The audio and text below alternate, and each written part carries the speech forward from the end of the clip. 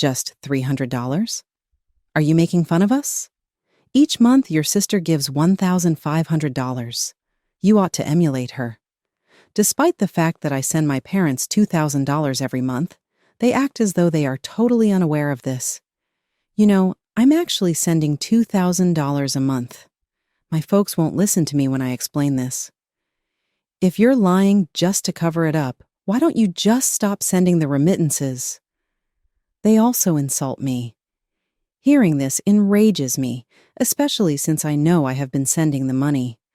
I therefore made the decision to implement their recommendation.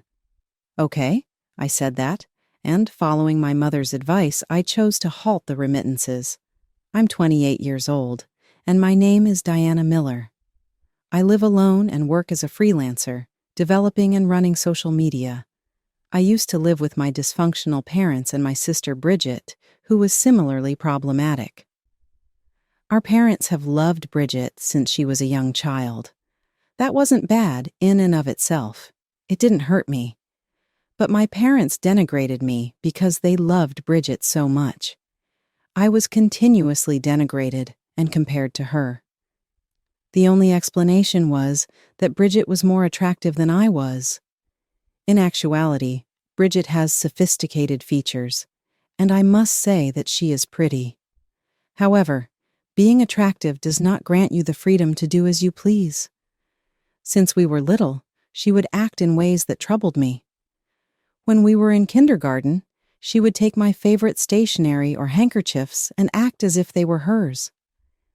"This is my favorite handkerchief," I would say. When I mentioned that, she always argued back, "You're wrong. This handkerchief is mine. Look, my name is written here, isn't it? But you know, if you like it so much, it's not strange that I'd like it too. So, this handkerchief is mine now. You can ask Mom for anything you want, can't you?" Neither of us would back down, and the argument would escalate further. At such times, Mom would always intervene. A stay-at-home mom, she probably wanted to calm things down, but Mom always sided with Bridget. "Bridget, you were planning to give it back, right?" she would ask. "Yes, I was going to return it."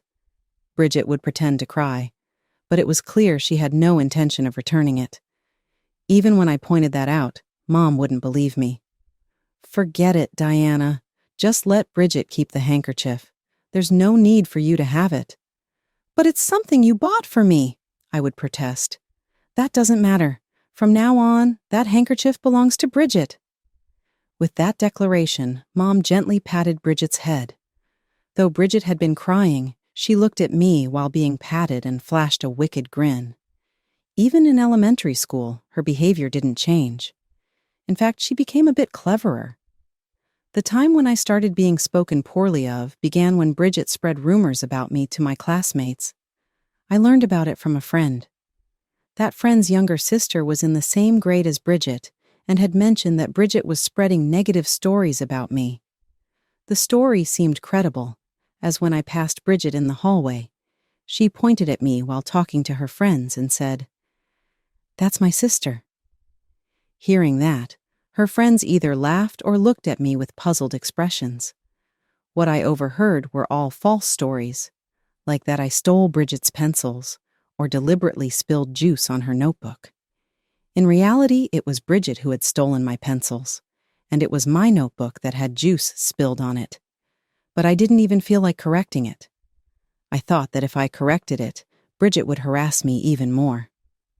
As a result, I chose not to do anything and moved on to middle school. I thought I wouldn't have to deal with Bridget anymore after starting middle school, but a year later, she enrolled in the same school, and the harassment resumed. At home, nothing changed. My parents and Bridget continued to ostracize me.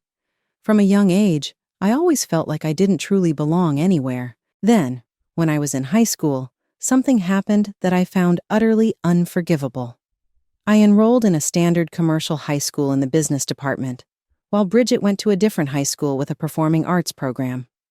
For the first time, I felt free from the harassment I endured at school and began to feel like I could be myself. During this time, I got my first boyfriend. Even when I told him everything about my family and Bridget, He didn't recoil and supported me. Even though we were still in high school, I began to think that I could see a future with him. But that hope was suddenly shattered. One day, out of the blue, he told me he wanted to break up. When I pressed him for a reason, he admitted that he had found someone new, that someone was Bridget. I was so shocked I couldn't speak, and he walked away. At that moment, I felt it was wrong to blame Bridget. After all, I hadn't told anyone that I had a boyfriend. I thought maybe Bridget had started dating him without knowing. So that night I went to her room to ask what had happened. "You have a new boyfriend, right? Actually, today I got dumped. He said he's going out with you now." "Well, technically, he's your ex now, isn't he? He came to me right away." Her words made it clear that Bridget had intentionally stolen my boyfriend. "What do you mean?" I lost my composure and raised my voice without thinking. In response, Bridget laughed and started explaining everything. "Honestly, I just thought your boyfriend was attractive, so I approached him, and he told me I was more appealing." "How did you even know about him, that we were together?" "Social media. One of my friends is connected to him, and I found him through her followers list. There was even a picture of you two together." The shock left me speechless, but Bridget continued, completely ignoring my feelings. "How does it feel to be unloved by your parents and abandoned by your boyfriend? I couldn't endure it if I were you. That's why I genuinely pity you. No matter how hard you try, I'll always come out on top. It's just because I'm prettier, isn't it?" It infuriated me that she was so aware of her own good looks. "You should just wallow in your inferior appearance. Oh, by the way, I have a date with him tomorrow. I won't be home. We're going to that cafe you both used to go to after that." Bridget flaunted photos of her outings with my ex, the one who left me to be with her. He probably had been meeting with her in secret, even while we were dating. "Now get out of my room. I need to prepare for tomorrow's date," she said, pushing me out of her room. Meanwhile, the atmosphere at home remained cold as ever. When my mother overheard the commotion and saw me, she immediately started scolding me. "What are you doing outside Bridget's room? She has a date tomorrow. Let her rest. Stop bothering her." "Okay, fine. It's so pathetic, isn't it, being dumped by your boyfriend?" Her words left me deeply hurt, and I rushed back to my own room. There was no one left to take my side. I was completely alone. For weeks after that incident, I felt drained and unmotivated to do anything. No matter what my family said to me, I found myself caring less than I used to. I heard that Bridget and my ex-boyfriend broke up after just 6 months. It had nothing to do with me, of course. After that, I shifted my focus, worked hard in school, and graduated from high school. Since my parents refused to send me to college, I got a job and started living on my own. Unlike me, Bridget went to university and began attending an acting school to pursue her dream of becoming an actress. She stayed at home with our parents. Living on my own for the first time turned out to be more comfortable than I had imagined, and I felt genuinely happy. There were no parents constantly scolding me, or Bridget relentlessly blaming me. If possible, I never wanted to return to that house again. While working, I hoped to meet a good man and build a happy family. Considering all the struggles I had endured, wishing for happiness seemed only fair. In addition to my job, I started a side business in design and social media management. 4 years into it, I finally became a full-time freelancer. I received no contact from my parents or Bridget, and my life remained peaceful. But 3 years after becoming independent, Bridget suddenly started reaching out to me. It was better than her showing up in person, but even her phone calls felt like a nuisance. The first time Bridget contacted me, I was surprised. A sudden chill ran through my body. I considered ignoring her, but figured she would just keep calling, so I reluctantly picked up the phone. "Hello." "Hey, sis, long time no talk."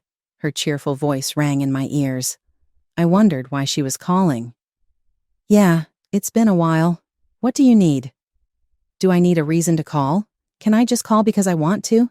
It's been so long, though. Are you really just calling to chat? Exactly.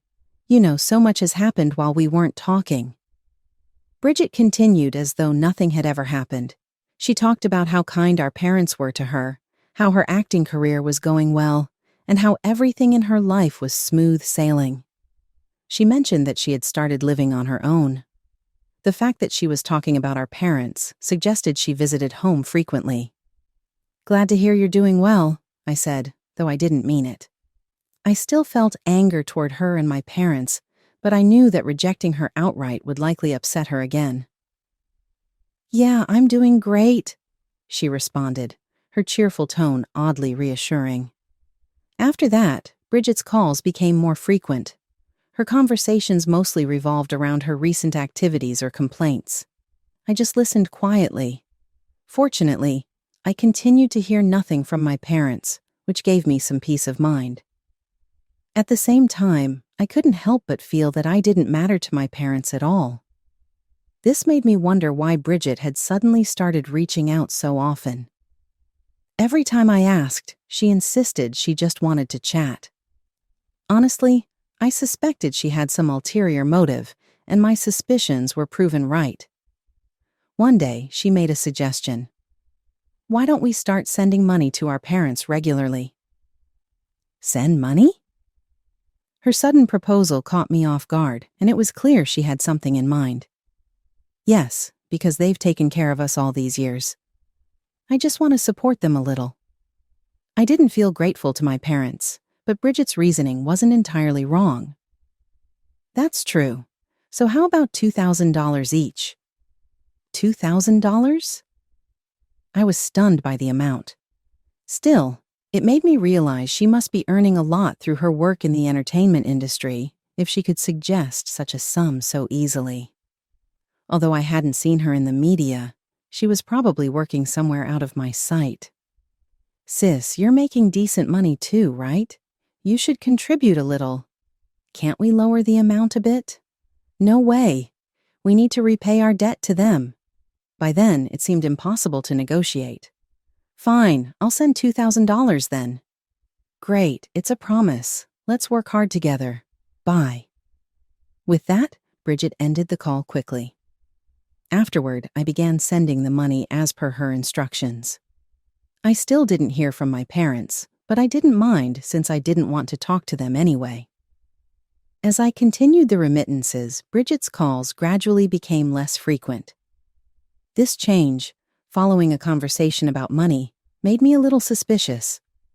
Still, she always responded if I brought up the remittances, so maybe I was overthinking it. However, 6 months after starting the remittances, a shocking truth came to light. Out of the blue, I received a call from my mother for the first time in years. Feeling uneasy, I answered the call. What are you thinking? What's with this amount of money you've been sending? What are you talking about? The remittance amount. What's the deal with only $300 a month? My mother yelled, That can't be right. Things may be tight, but I've been sending $2,000 every month on Bridget's advice, no less. That's a lie. I've only been receiving $300. Panicked, I checked my bank records, and sure enough, the $2,000 transfers were all there. Just as I was about to argue, my father's voice came through as though he was standing nearby. Learn from your sister. She's been sending $1,500 every month. Are you mocking us with just $300? In reality, Bridget was only sending $1,500. Yet my parents made comments as if they couldn't grasp that I was sending even more. $2,000 every month. I'm actually sending $2,000, I said, even after explaining. My parents refused to listen. Then, they made a provocative remark. If you're lying to cover it up, why don't you just stop sending the remittances? Their words infuriated me, so I decided to do as they said. Fine, I said this calmly and waited for my mother's reaction. This will prove you've been lying. Where did we go wrong raising you? Goodbye. Yes, that's for the best. I stopped the remittances as promised and used the extra money to buy long-desired furniture and other items, making my life much easier. Feeling refreshed, I decided to share the recent events with my friend Maria Garcia. It was just meant to be casual chatter at a small restaurant in the suburbs. We vented our work frustrations before I brought up the topic. This is what happened. Can you believe it? Now that I've stopped the remittances, I wonder how they'll manage to live. Are you okay playing the role of someone they could use whenever it's convenient? Maria had never said something like this before. Her words unsettled me as if she had sensed something. That's not it. I just went along to avoid getting nagged at. But you haven't told them that, right? From their perspective, they might see you as someone to exploit. If it were me, I'd never agree to send money under those circumstances. Maria's insight hit me hard.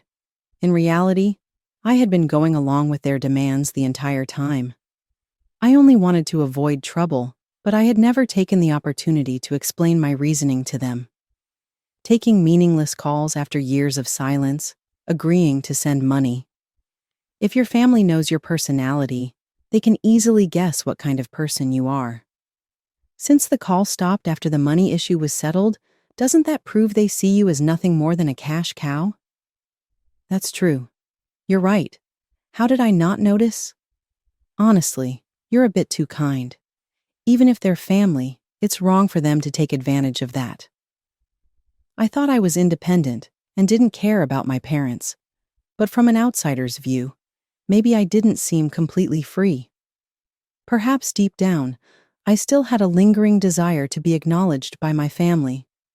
From now on, no matter what your parents or sisters say, you should have the courage to say no. That's my advice as your friend. Thank you. I'll keep that in mind for next time. Realizing I was just being used left me feeling down. Well, it's my treat tonight, so don't let it get to you too much. Next time they say something, make sure you stand your ground. Maria must have seen the disappointment on my face. I leaned on her comforting words and thanked her repeatedly before we called it a night. Even though I had stopped the remittances, my parents and Bridget didn't react at all. I hoped time would just pass without incident, but that hope was shattered 2 months after halting the payments. It all began with an unexpected call from my mother. Anticipating it would be about the remittances, I braced myself and answered the phone, only to be met with her furious voice. Why did you stop sending money? Do we mean nothing to you? What are you talking about? You were the ones who told me to stop the payments. I'm tired of always being made out to be the villain. I kept my tone calm as I responded, but my mother ignored my words and continued with her tirade. Because of you, we're struggling so much. Then what about Bridget's $1,500 remittance? That should be enough, shouldn't it? My mother fell silent for a moment.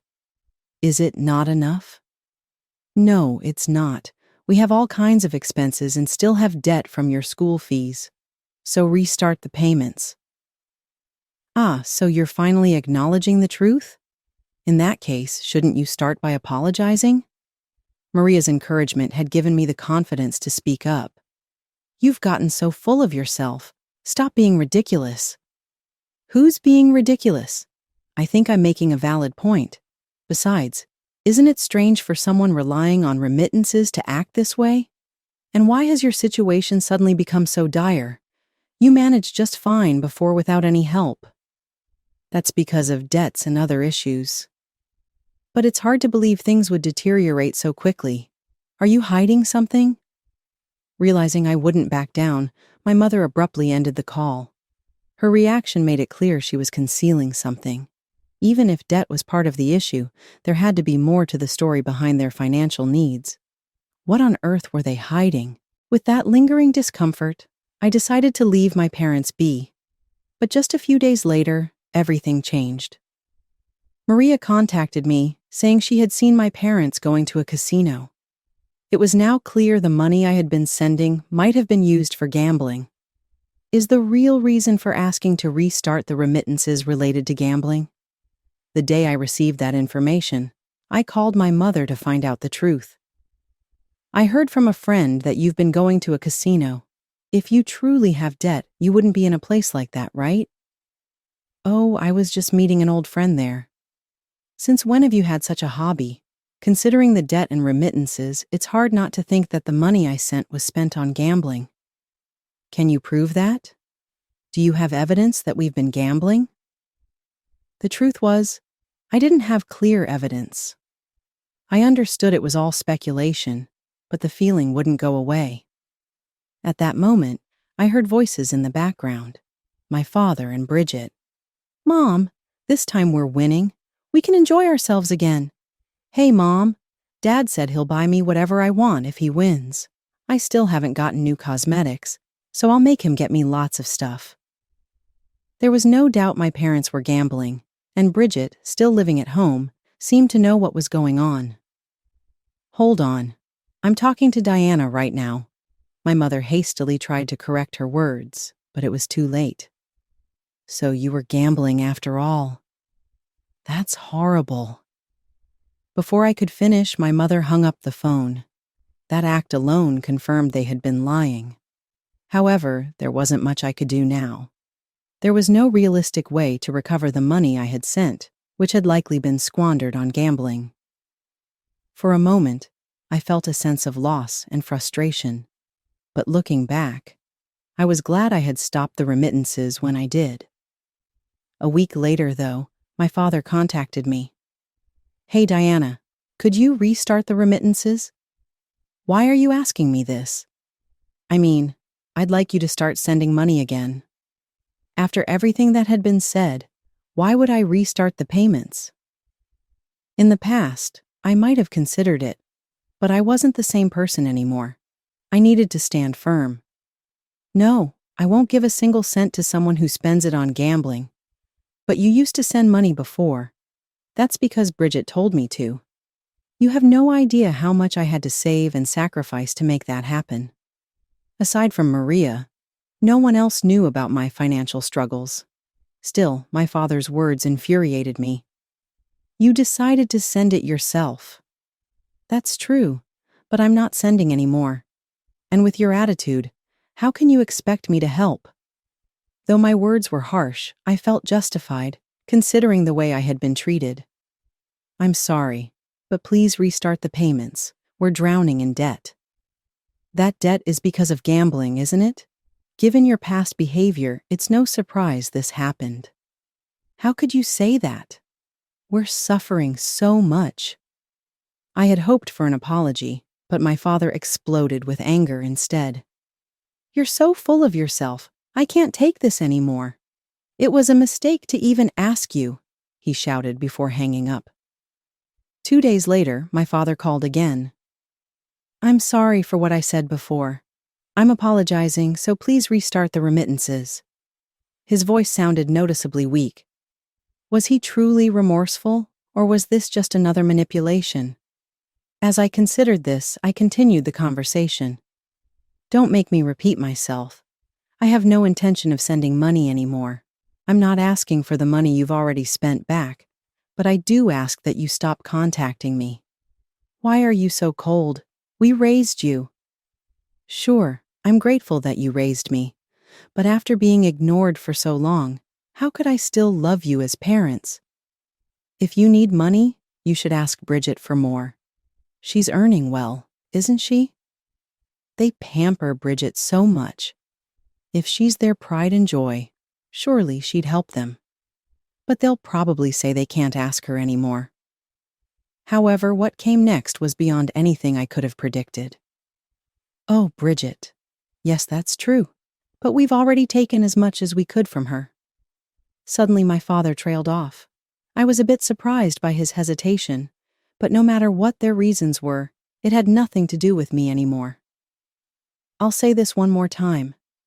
I won't send money again, so don't contact me anymore. With anger in my voice, I hung up the phone. Despite repeatedly telling them I wouldn't send money, they were persistent. Still, I suspected they'd try to contact me again. With that thought nagging at me, I carried on with my daily life. However, after that last call, I heard nothing from my parents. If they'd given up, that would be for the best. At least, that's what I thought until a month later when an unexpected situation unfolded. To my shock, my parents and Bridget showed up at my home. They knew where I had been living all this time. They banged on my apartment door and rang the doorbell repeatedly. It was a terrifying experience. "Hey, we're here. We need to talk. We know you're in there." Their tone wasn't particularly angry, but if this continued, it would disturb my neighbors. "Open the door already." With trembling hands, I opened the door and let them in. "What do you want showing up like this?" "You finally opened the door. We just want to talk. Can we come in?" "Will it be quick?" "Yes, it'll only take a moment." This was obviously about the remittances. Since they had come all the way here, I resolved to end it today. "Fine, come in. But once we're done, leave right away." "Yay, my first time in your apartment." Bridget was overly cheerful. My mother wore a smile, and my father's expression was unreadable. Their emotions were so disparate that the impending conversation felt heavy. "So, what do you want to talk about?" I asked calmly, addressing the three of them. My mother was the first to speak. "Well, the thing is..." "Let me guess. This is about restarting the remittances. If so, I'm not interested." "Actually, I think we need to explain why we've been asking for the remittances again." "What do you mean, need to explain?" Even if they claimed illness or unpayable debt, I had no intention of believing them anymore. But what my mother revealed next was completely unexpected. To be honest, the story about the debt was all a lie. We knew you were sending $2,000 every month. The truth is, Bridget has no work in the entertainment industry at all. The story about her living on her own is a lie too, and the claim that she was sending us money, that was also a lie. Wait, then why did you tell me to stop the support? I asked because we didn't think you'd actually stop. That's why we were so desperate to get you to start again. There was no debt. Bridget wasn't working in entertainment, and she was living at home, as I had suspected. But to think they'd lie because they assumed I wouldn't cut them off. They had completely underestimated and mocked me. "I can't believe this. You've been lying this whole time." "But then where did all the money go? Was it all wasted on gambling?" "At first we spent it on eating out and buying new furniture. But gradually, the money started going toward Bridget's cosmetics, and eventually your father and I got addicted to gambling," she admitted. "And then you called me and told me to stop the support. When I actually did, you made things even worse for yourselves. I can't understand that," I said, exasperated. Honestly, my parents and Bridget were people who never thought about the future. If it weren't for that call, I wouldn't have stopped the support, and my feelings wouldn't have changed. "So, will you help us again?" What I asked, utterly stunned. "I'm just being honest. Are you really going to leave us in this state? No matter what happens, I will never, never restart the remittances." My parents still seem to think there's a chance I'll give in to their demands. If that's the case, I'll make it clear to them. Just as I was thinking that, my father spoke up. "When did you get so high and mighty? Your parents and your dear sister are asking for help. Anyone normal would comply with that." Encouraged by my father, Bridget added, "That's right. Why won't you help us? It's thanks to Dad and Mom that you've grown up the way you have." Bridget is absolutely right. Who do you think you have to thank for that? Your mom and me, and we raised you alongside your adorable sister, who must have been such a comfort to you. Why won't you repay us for that? I thought you would understand if I was honest." Bridget finally started to cry, but it was clear to me that her tears were fake. My parents, however, didn't notice and kept comforting her. "She's crying so much. Diana, are you seriously not going to restart the support? How heartless you've become. I couldn't stand it anymore. How long were they planning to keep up this act? Exhausted by their behavior, I took a deep breath and spoke. Get out. You're throwing us out when we're suffering like this. Get out. Leave right now. Hurry. I stood up and pointed toward the door. What's gotten into you all of a sudden? Suddenly? I've been putting up with this for so long. Do you even understand how awful your behavior has been? No, you don't. Isn't that right? My parents and Bridget stared at me wide-eyed with shock. As far as I could remember, this was the first time I had ever been this angry in front of them. You three deceived me, came all the way to my home, and got angry when I said I wouldn't restart the support. I'm speechless. If you're out of money, then go earn it. Well, we thought since you were sending $2,000 a month, we didn't need to work anymore. Bridget is still signed with an agency, but none of us have jobs. I couldn't believe what I was hearing. Unbelievable. But since you were sending so much, we figured quitting our jobs wouldn't be an issue. Ridiculous. You rely on others too much. I would never quit my job, and most people wouldn't either. I was just so tired. That comment only fueled my anger. I'm tired too. Why do you act like you're the only one struggling? That's not what I meant. If that's not what you meant, you wouldn't have said it. What do you think, Mom? Bridget startled.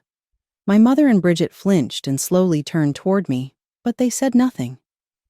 No matter what you say, my decision won't change. Even if you're being honest now, I'll never restart the remittances. At least hear us out a little longer. Actually, I'm sick. As expected, another excuse. I said, unable to stop a small smile from forming. All right. I've decided. I'm not going to believe those stories anymore. In any case, you and Dad need to quit gambling immediately. If you can't, then go to a hospital. We don't have any money. Then you'll just have to work hard and earn it. I'm not going to be involved anymore. But the conversation isn't over yet. Tired of my father's persistence, I warned him. If you say anything more, I'll tell our relatives everything about how you lied to get money from me, criticized me thoughtlessly, and then tried to force me to keep sending money. Do you want that to happen? At my words, my father's face turned pale. He began apologizing weakly. I'm sorry. Finally, you understand the consequences of your actions. Come on, you two. Apologize as well. Following my father's lead, my mother and Bridget reluctantly apologized. We're really sorry. I'm sorry. Bridget, apologize properly. I'm sorry. Clearly, Bridget wasn't used to being scolded. Looking flustered, she managed to deliver a more sincere apology. If you understand now, please leave. With that, my parents and Bridget left my apartment. I hoped that this would truly be the end of everything. Exhausted, I lay down, wishing for peace. Afterward, there was no contact from my parents or Bridget. I wondered if they were genuinely reflecting on their actions. At the same time, I felt a sense of closure.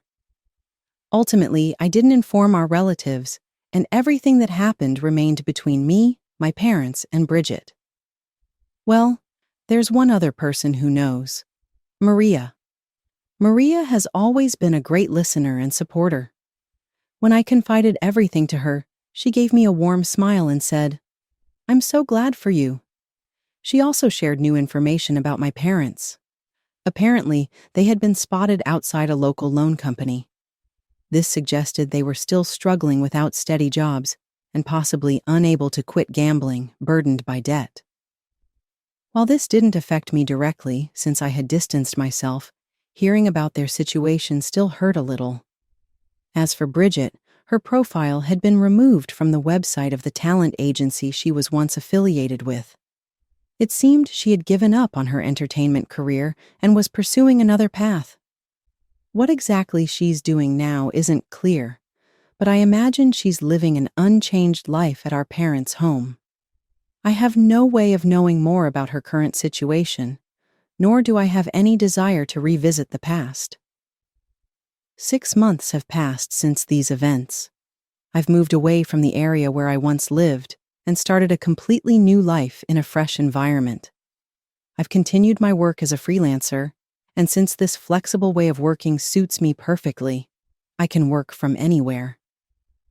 Although I meet Maria in person less frequently now, we stay in touch regularly through messages and calls, so I rarely feel lonely now. Free from the emotional constraints of my parents and Bridget, I'm enjoying time and space that belongs solely to me. I hope this peaceful and tranquil life will continue indefinitely. Cherishing this way of living, I spend each day treasuring my time alone,